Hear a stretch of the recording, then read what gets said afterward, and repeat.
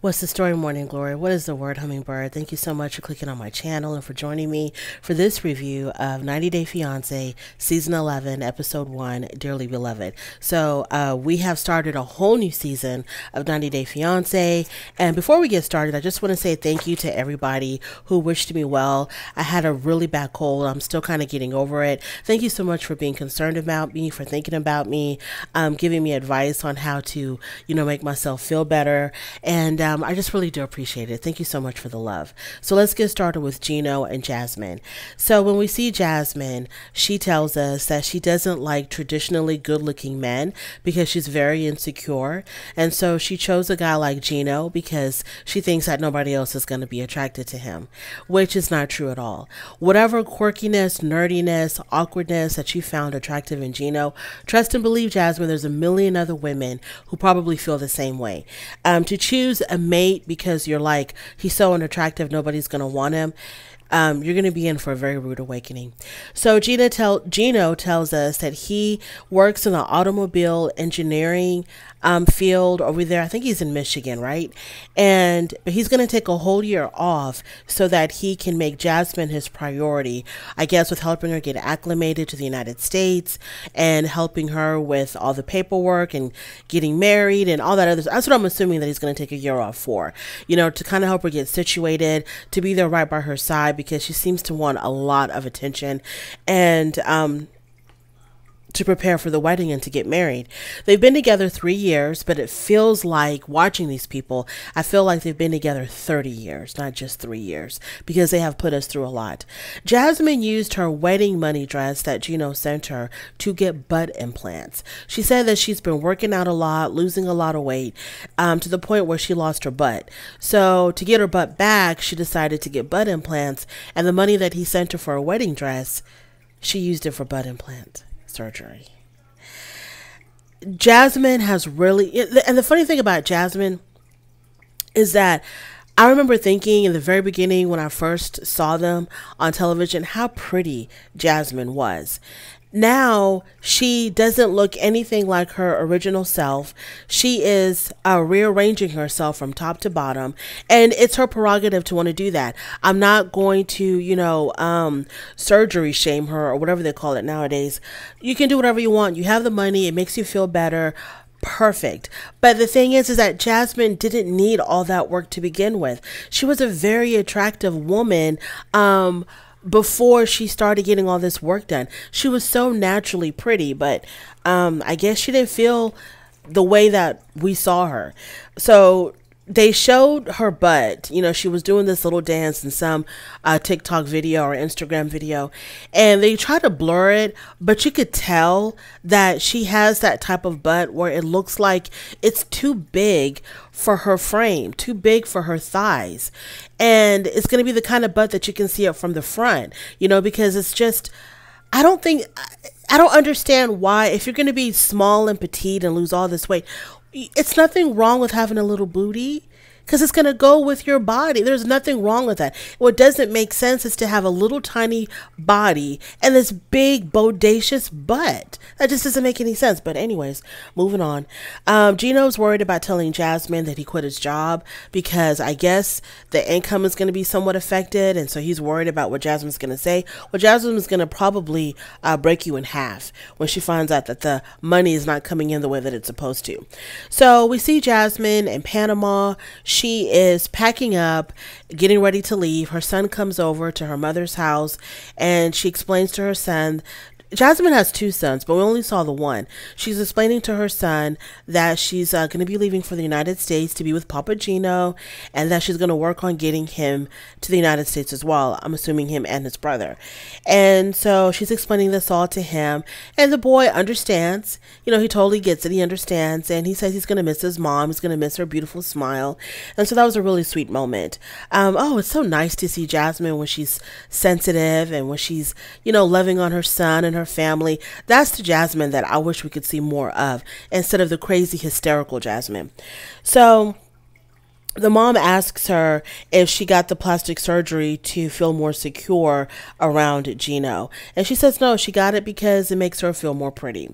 So she's upset that Gino's cousin sent her, not cousin, Gino's sister-in-law sent her a text that said, don't get married on such and such a day. We're going to be on vacation.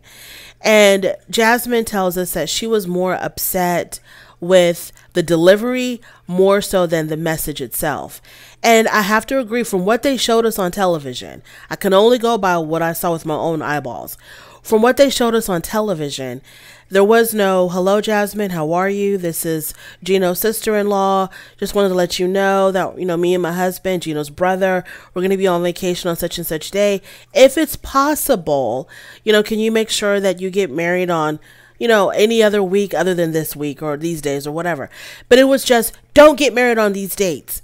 And I agree with Jasmine. The message it came off as harsh. It did come off as very demanding, very bossy. And I agree with her. And I thought that Jasmine's response was very professional or polite when she said, well, we'll do the best that we can, etc. So I understand where she was coming from. The message did start off and it did have that tone of being very demanding.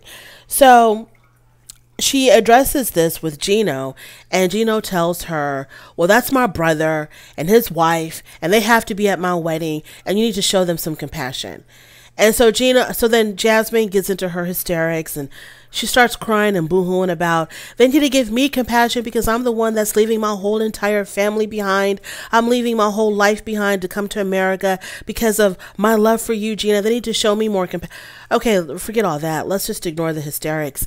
It's just that she made a good point. It was demanding. The sister-in-law could have been a little bit more polite in her delivery. And that's all she had to say. I don't know why she didn't present it in that way. She was just like, your sister-in-law is not going to tell me what to do. And then, of course, that rubbed Gino the wrong way. And they were off to the races after that. So I don't know why she just didn't tell him, look, I got this message from your sister-in-law. I don't have a problem moving dates around. But the message was just a little bit demanding. Or she could have told the sister-in-law herself. She could have just told the sister-in-law herself, your message came off as kind of bossy. I receive it. I understand. I'm going to try to work around the dates. But yeah, your delivery was a little bit harsh. Moving on to a new couple, Nicole and Justin. So Nicole is 47 years old. She's from, I hope I'm pronouncing this right, Hoboken, New Jersey. She is a recording artist. She has this stage persona that she calls Nikki Exotica. When I first saw Nicole, I thought it was Jeffree Star. I was like, oh my God, Jeffree Star's on 90DayFiance. Okay, so she's a hairstylist and a makeup artist as well. And she's also a beauty consultant for people that want to get plastic surgery, because if anybody knows anything about plastic surgery, Nicole knows a whole lot about it, because she also has completely rearranged herself from top to bottom. She said any type of plastic surgery that you can think of, she's gotten it done, and it shows. So she's engaged to Justin. I'm not sure exactly how old Justin is. He seems to be like in his, she said they met 17 years ago.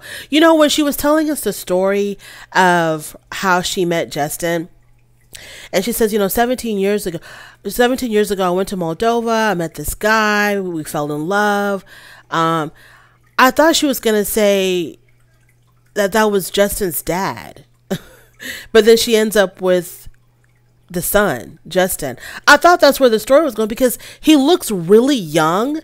And she says she starts off her story with 17 years ago. I met this guy from Moldova. And I'm thinking, I know it can't be Justin. Justin must have been just a kid back then. So I thought she was telling us the story how she started dating the father and ended up with the son. But her story went like this. She met this man in Moldova. It didn't work out. He was already living with a girlfriend. He had a whole entire girlfriend living with him. So she ends up meeting Justin 17 years ago. And they actually had gotten engaged, and she applied for the K-1 visa. It got approved. He came to America, but it didn't work out. It did not work out. And so he ended up going back to Moldova. And it didn't work out because I'm sorry, I'm trying to read my notes and get everything together in my head. So she met Justin after she broke up with the first Moldovan guy. She meets Justin, applies for the K1 visa. It gets approved. They come to America. They start living together. She reveals to Justin at that time that she was born a male. And so Justin couldn't take it. Justin, by the way, was born Igor. He's actually, his government name is Igor, but she didn't like Igor, so she changed it to Justin. She calls him Justin. So when she revealed to him that she was trans, he couldn't take it. So he gets on a plane. He goes back to Moldova. And this was 15 years ago. So now they've reconnected again. And she's applied for the K1 visa again.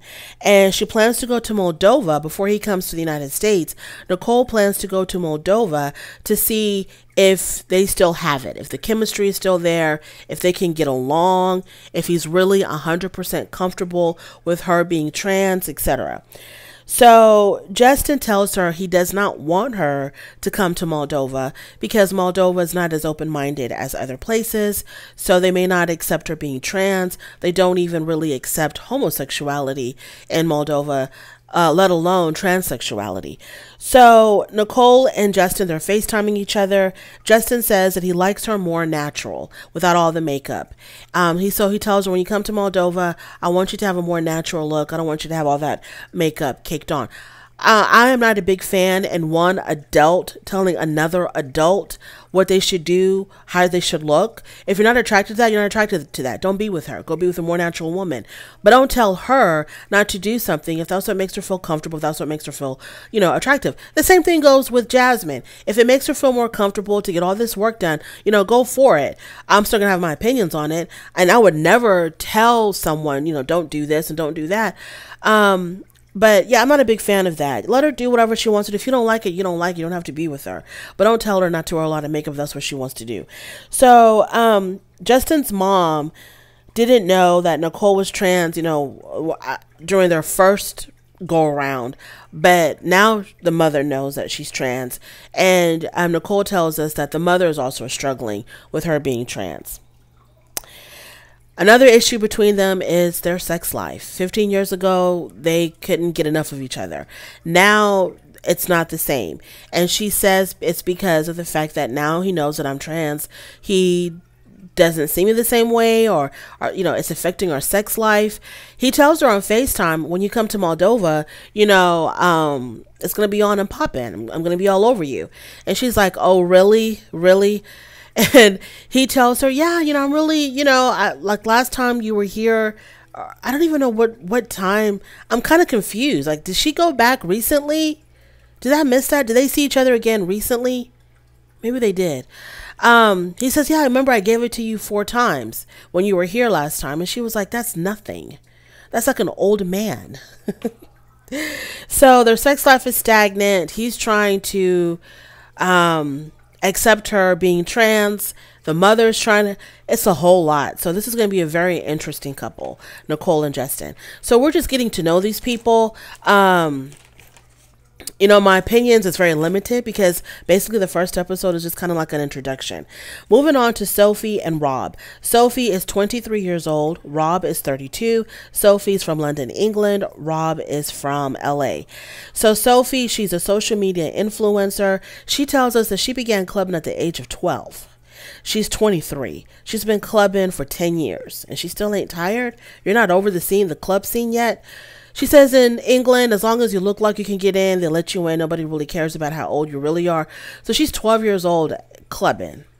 I'm like, what? Wow.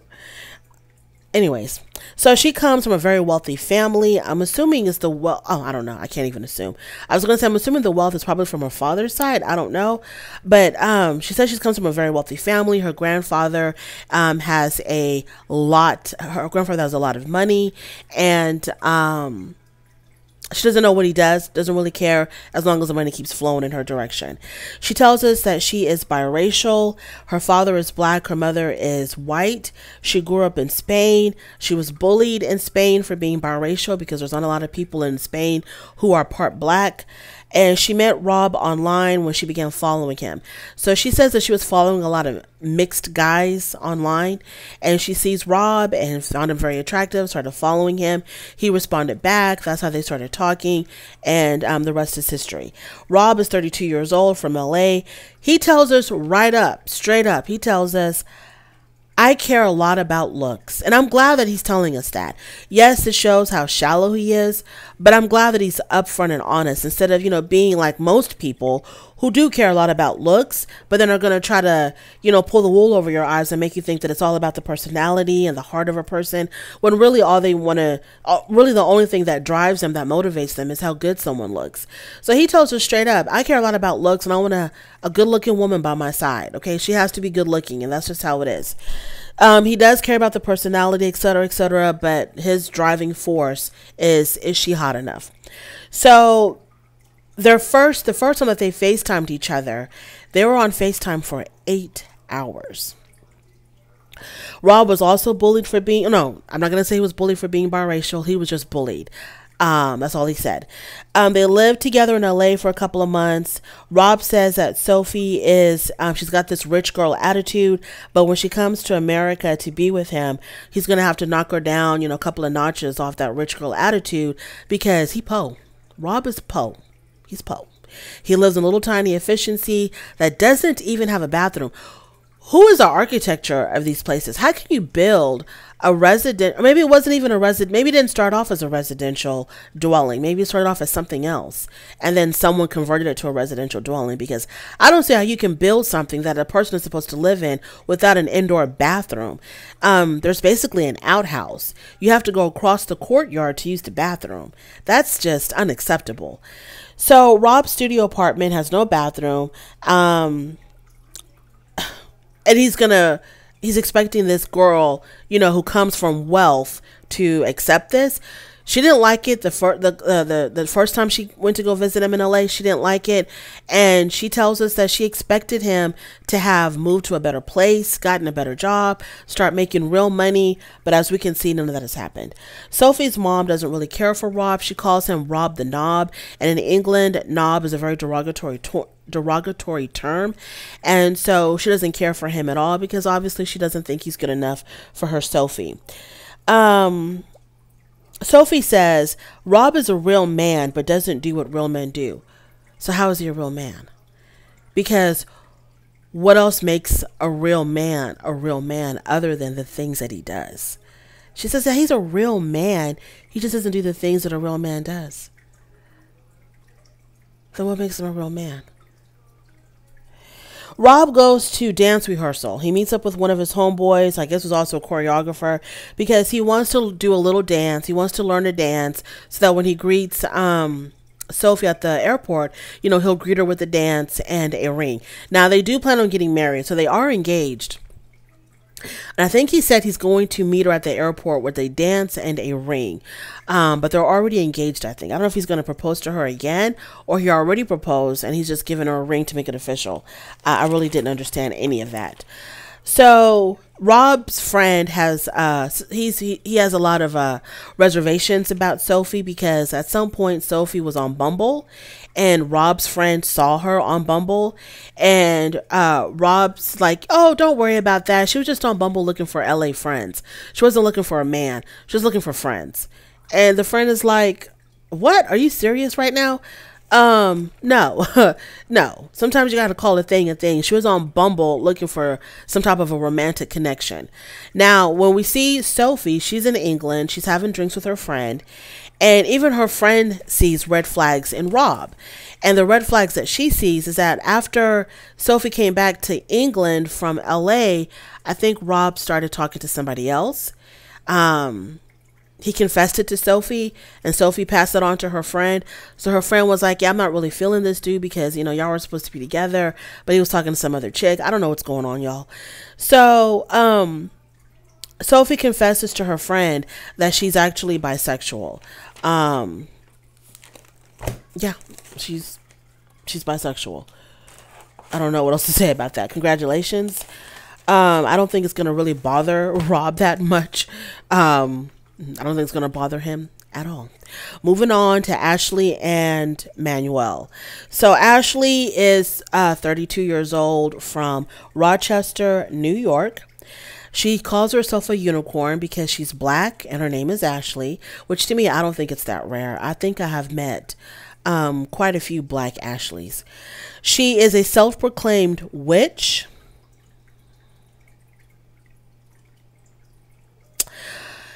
I wonder what makes a witch a witch. Just casting spells? Is that what qualifies you as a witch, because you cast spells? Because a lot of people will read tarot cards and do the whole thing with the crystals and the sound bowls and all of that. But what makes you a witch? Is it the fact that you have to cast spells and then you're officially a witch? Is that different from being a psychic or a sorceress or clairvoyant, or like what makes you these things? So she's a self-proclaimed witch. She also has a black cat, which is very fitting. She says she met Manuel on a trip to Ecuador about 10 years ago when she was an undergrad. They became engaged in about 2 weeks after her arriving. After meeting, they were engaged. Then they broke up. She returned back to America. They stayed apart for 7 years. They were both doing their own thing, having other relationships.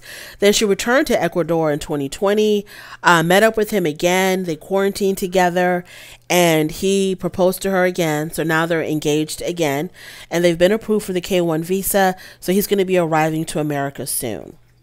And this is Manuel's very first trip outside of Ecuador. So Ashley is very worried about him because he doesn't speak English. The first time out of his home country, is he going to make it? Is he going to survive? So Manuel has not told his mother yet that he's moving to America with Ashley. Ashley has not told Manuel that she's a witch. So don't you just love the honesty and the transparency with this couple? Their second time around is off to a great start. Since Manuel has left Ecuador, because now he's about to arrive, like any moment now, he's going to be arriving in Rochester, New York. So she's on her way to the airport to go meet him, and she hasn't heard from him. Ever since he left Ecuador, she has not heard from him. So she's extremely worried if he made it through customs and immigration or whatever. So on her way to the airport, she has a full-blown panic attack. She's hyperventilating, she's crying, she's on the phone with her sister. She's like, I'm having a panic attack. Her sister tries to talk her off the ledge. It's not working. I'm like, what is going on? Girl, what is happening here? Are you having a panic attack because you're worried about whether or not he made it safely to the United States? Because he's supposed to land in Florida, in Miami, I think. And then from Miami, he flies up to Rochester. Like, what is happening? Why are we having panic attacks? Why isn't this a beautiful, happy moment for you? I don't understand what's going on. But that's my little review. It's not much because we really don't know much about these people. It's basically like an introduction. I don't think I have anything else to say. Yeah, I don't want it to be too long. Anyways, that's it. That's all for my review. Thank you so much, y'all. Thank you so much for tuning in. On your way out, please don't forget to rate the video if you like this content, subscribe to my channel, and I will definitely talk to you later. Bye.